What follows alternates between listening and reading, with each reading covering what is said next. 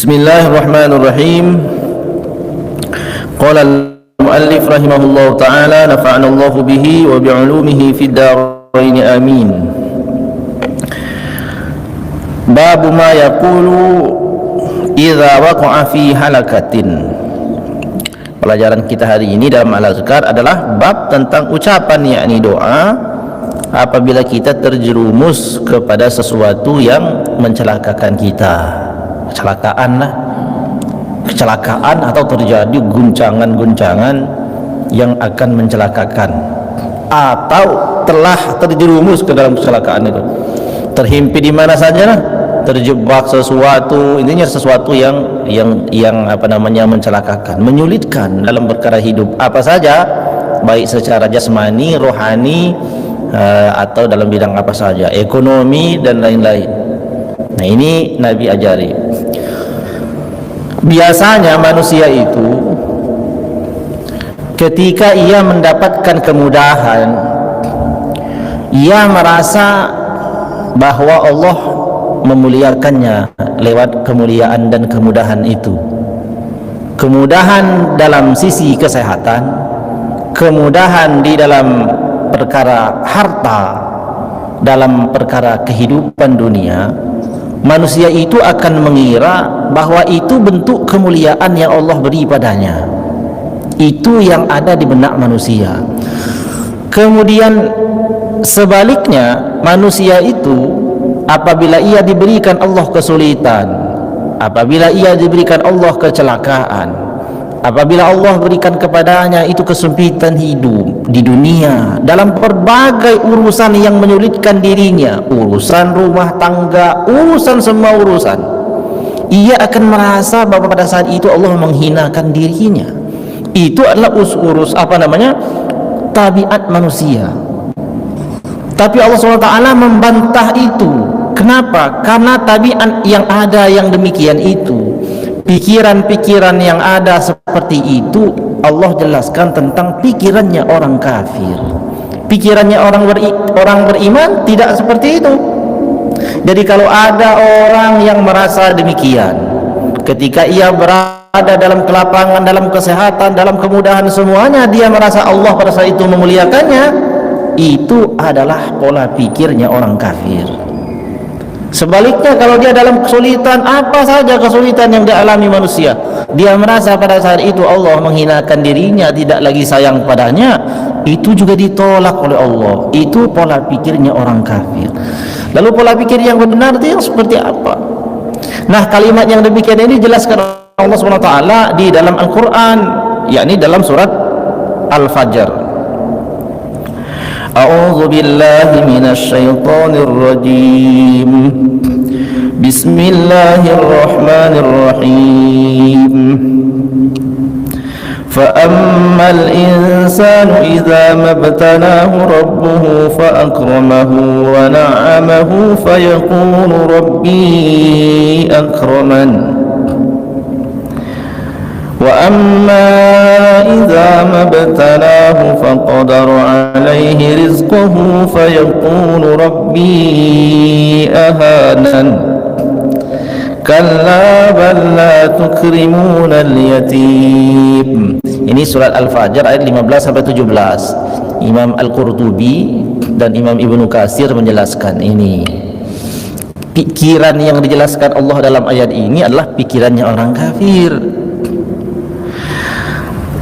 Fa'ammal insanu, dan adapun manusia itu, idza mabtalahu, apabila ia diuji, rabbuhu, oleh Allah Tuhannya, ya, fa'akramahu, dan ia dimuliakan, wa na'amahu, dengan kenikmatan yang Allah mudahkan atas dirinya, fayaqul rabbi akraman, maka ia berkata saat ini Allah memuliakanku. Kemudian sebaliknya, wa amma, dan adapun ia, idza mabtalahu, apabila ia diuji oleh Allah Subhanahu wa taala, faqadara alaihi rizqahu, dan Allah mengurangi kadar dari rezekinya, Allah sulitkan dia hidupnya, fayaqulu, maka orang itu berkata rabbi ahanan, Allah telah menghinakan diriku. Kalla, tidak demikian, kata Allah, bal la tukrimunal yatim, bahkan kalian semuanya orang-orang, yakni orang-orang kafir, tidak memuliakan orang yatim, tidak memuliakan yatim pada masanya, juga tidak memuliakan yatim ketika Rasulullah belum diutus menjadi nabi. Keadaannya seorang yatim justru disakiti. Begitu pula lah tabiat orang-orang yang lain. Maka di dalam kitab ini bab ma yaqulu iza waqa'a fi halakatin, bab yang menjelaskan tentang ucapan apa yang mestinya kita ucapkan ketika terjadi hal yang demikian itu pada kita.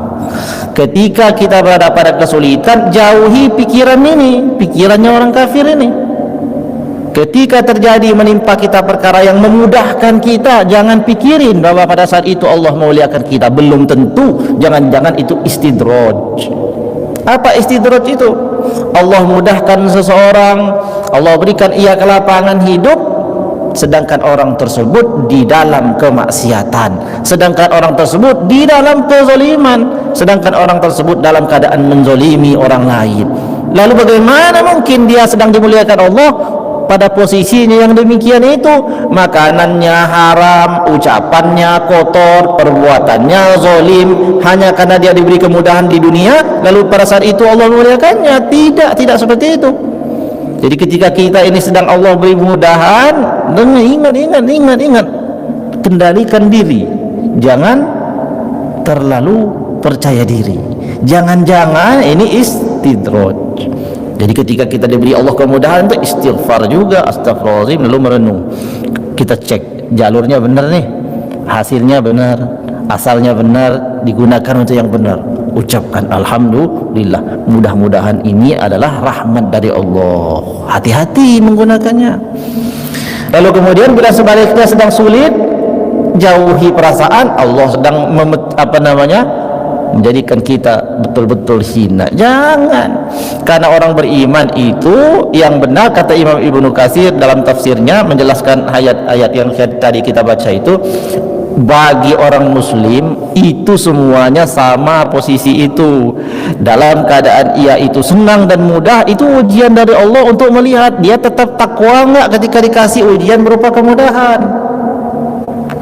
Kemudian sebaliknya ketika dia sedang dalam keadaan sulit itu, Allah lihat sama enggak dia tetap takwa atau berpaling ketika diberi ujian berupa kesulitan. Jadi yang Allah pandang itu bukan pemberiannya berupa kemuliaan, kemudahan itu, atau kesulitan-kesulitan itu, bukan. Tapi yang dilihat adalah tindakan orang setelah mendapatkan dua ini.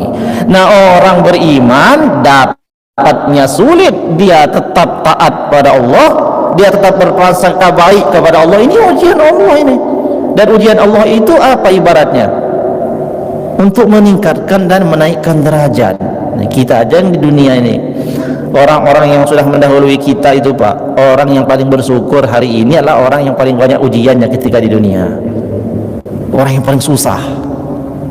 Kenapa?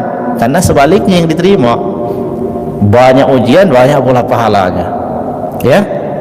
Nah, tentu saja nggak usah minta ujian yang susah, mintalah ujian yang enak tadi ya. Nah, tapi bersyukur, dia berikan Allah itu kemudahan-kemudahan, tetap bersyukur, tetap bertakwa kepada Allah dan jaga diri. Gunakan harta, yang punya harta itu pada tempat-tempat yang benar, ya. Apapun profesinya, insya Allah tetap jadi ibadah.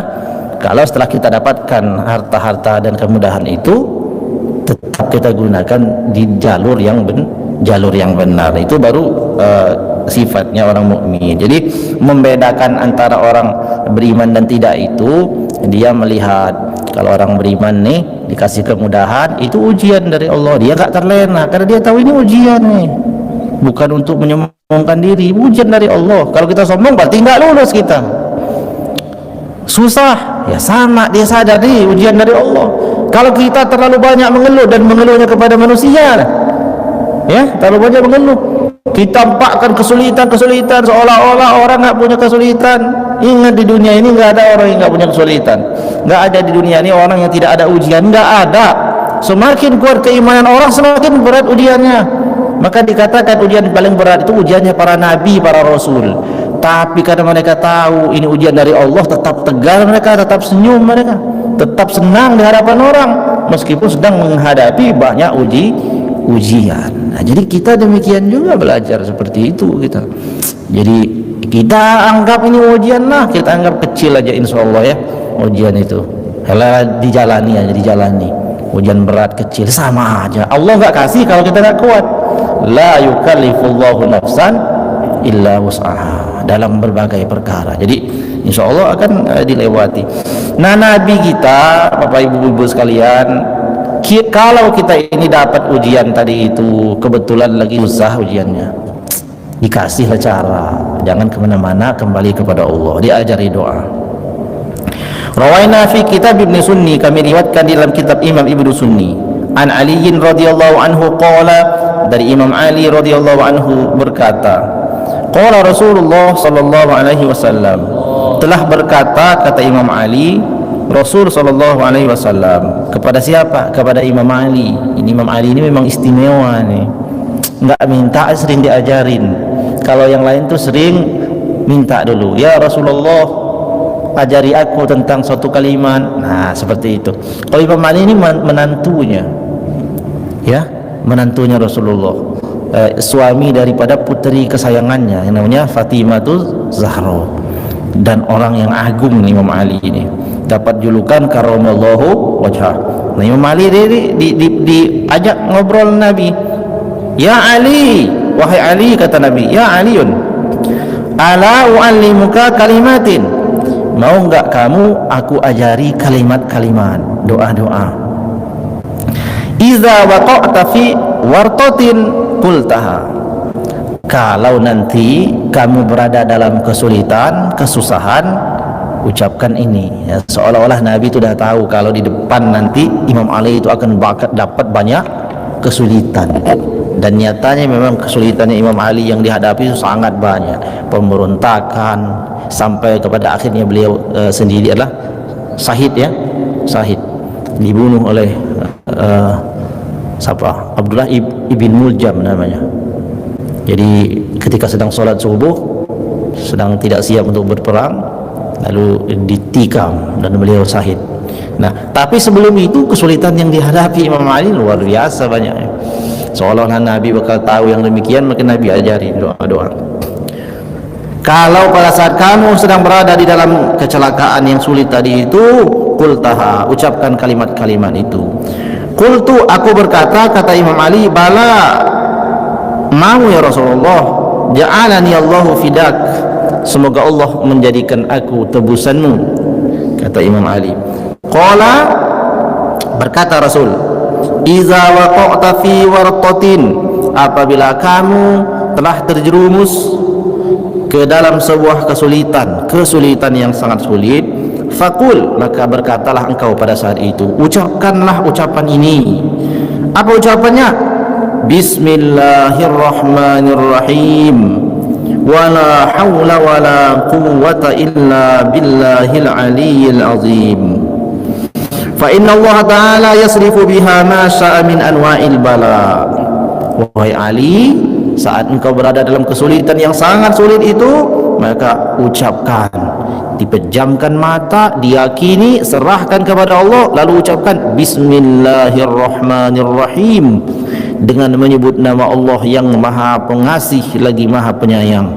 La haula wala quwwata illa billahil aliyyil azim, tiada daya, tiada upaya, tiada kekuatan kecuali hanya bagi Allah yang Maha Tinggi lagi Maha Agung. Kalau ini diucapkan dengan ikhlas, kalau ini diucapkan dengan penuh keyakinan, apa kata Nabi? Fa innallaha ta'ala, maka sesungguhnya Allah Subhanahu wa taala yasrifu biha ma sya'a min anwa'il bala, menyingkirkan semua perkara yang berupa bala dengan kalimat-kalimat itu kepada siapa yang Allah kehendaki. Nah, ini ajaran Rasulullah. Rasulullah itu benar ucapannya, tidak pernah berbohong, ucapannya bukan kehendak sendiri. Wa ma yantiqu 'anil hawa in huwa illa wahyu yuha, tidaklah ia Nabi berkata sesuai dengan kehendak hawa nafsunya sendiri, akan tetapi setiap ucapan Nabi itu adalah wahyu yang diwahyukan. Percaya dengan wahyu atau tidak? Percaya dengan ucapan Nabi atau tidak? Kalau percaya dengan ucapan Nabi, keluhkan semua kesulitan itu kepada Allah. Begitu sulit, begitu susah, bismillahirrahmanirrahim, wala haula wala quwwata illa billahil aliyyil azim. Lalu yakini, ya, kenapa guru-guru kita itu selesai masalahnya hanya dengan ucapan yang singkat itu? Di mana letaknya? Keyakinan. Sebab orang yang yakin itu dia percaya kepada Allah. Orang yang enggak yakin ini ragu-ragu sama Allah Subhanahu wa ta'ala. Nah, kita ini kelasnya di mana nih yakin kita? Kelas 1, kelas 2, kelas 3, kelas 4, kelas 5, kelas 6, kelas 7. Nah, semakin kita itu yakin kepada Allah, maka terjadilah semua akan kemudahan itu. Perkara yang sangat sulit sekalipun bahkan dibahasakan wartotin, biar gak ada penafsiran lain selain kesulitan yang sangat sulit, dikhususkan bahasanya. Judulnya masih umum, halakatin, tapi begitu teksnya wartotin, artinya sama, tapi nggak ada lagi kelit, tidak ada lagi jalan untuk mengartikan ini kepada sesuatu yang mudah, tapi sesuatu yang paling sulit memang.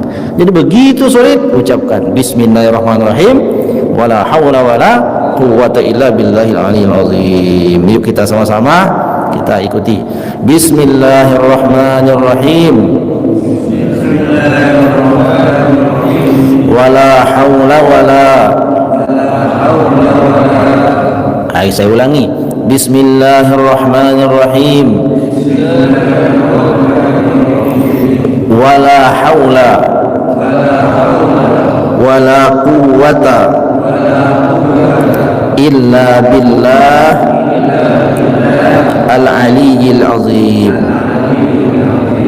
Nah, silakan ini bapak-bapak, ibu-ibu, kita amalkan. Ini amalan dari Rasulullah ketika dalam kesulitan, yakini saja ini. Tidak ada kesulitan yang tidak ada jalan keluarnya. Inna ma'al usri yusra. Sesungguhnya bersamaan dengan kesulitan itu ada kemudahan. Kesulitan makna di sini dalam tafsirnya adalah ba'da.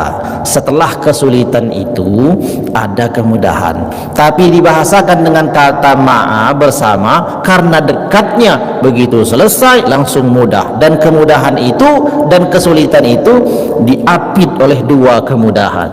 Di satu kesulitan yang Allah kasih bakal ada dua di sebelum dan sesudah kesulitan itu akan kita dapatkan. Nah, jadi ujian apapun itu sabar, ikhlas, berprasangka baik kepada Allah Subhanahu wa ta'ala. Demikian saja. Mohon maaf atas segala kesalahan kekurangan. Semoga ada manfaatnya. Kita cukupkan dengan lafaz hamdalah dan doa kafaratul majlis. Alhamdulillahirabbil alamin. Subhanallah bihamdihi, subhanakallahumma bihamdika, asyhadu an la ilaha illa anta, astaghfiruka wa atubu ilaik. Wallahu a'lam bishawab, wallahu muwaffiq ila aqwamit thoriq. Wassalamualaikum warahmatullahi wabarakatuh.